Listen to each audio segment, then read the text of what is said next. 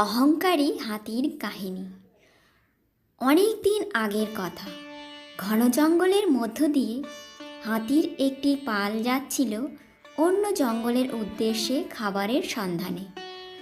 হাতিদের রাজা খুব ক্লান্ত হয়ে পড়েছিল। সে গলার স্বর উঁচু করে তার সাথীদের বলল, আমি আর আগে যেতে পারবো না। তার জন্য তোমরা সব যাও আর আমার জন্য খাবার নিয়ে এসো। নিজেদের রাজার এই আদেশ শুনে হাতিরা বিরক্ত হয়ে গেল।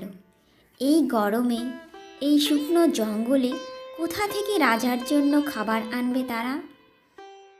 বাকি হাতিরাও খুব ক্ষুধার্ত ছিল, কিন্তু তবুও তারা রাজা হাতির আদেশ পালন করল।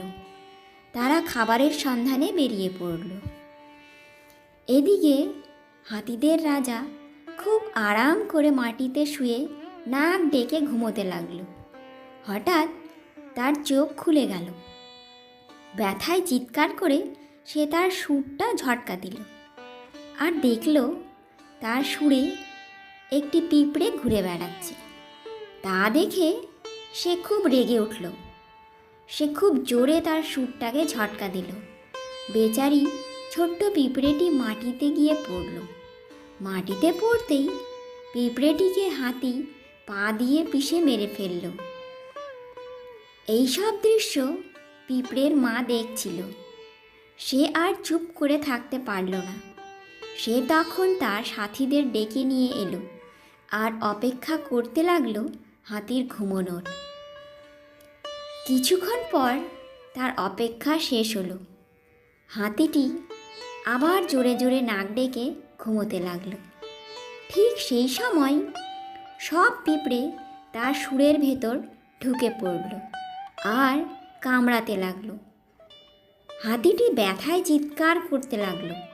চিৎকার করতে করতে সেখানেই মাটিতে পড়ে ছটপট করতে করতে মারা গেল। ততক্ষণে হাতির সাথীরা খাবার নিয়ে ফিরে এসেছিল।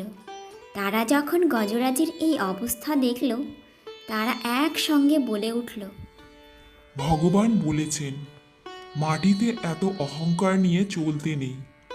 না তো তুমি মাটিকে দুভাগ করতে পারবে, আর না তো পাহাড়ের উচ্চতা কম করতে পারবে। কেউ ঠিকই বলেছে, অহংকার একদিন না একদিন ভেঙে চুরমার হবেই। নীতিকথা। এই কাহিনীটি থেকে আমরা শিখলাম যে জীবনে অহংকার করা উচিত নয়, কারণ তার পরিণাম খুবই ভয়ঙ্কর হয়।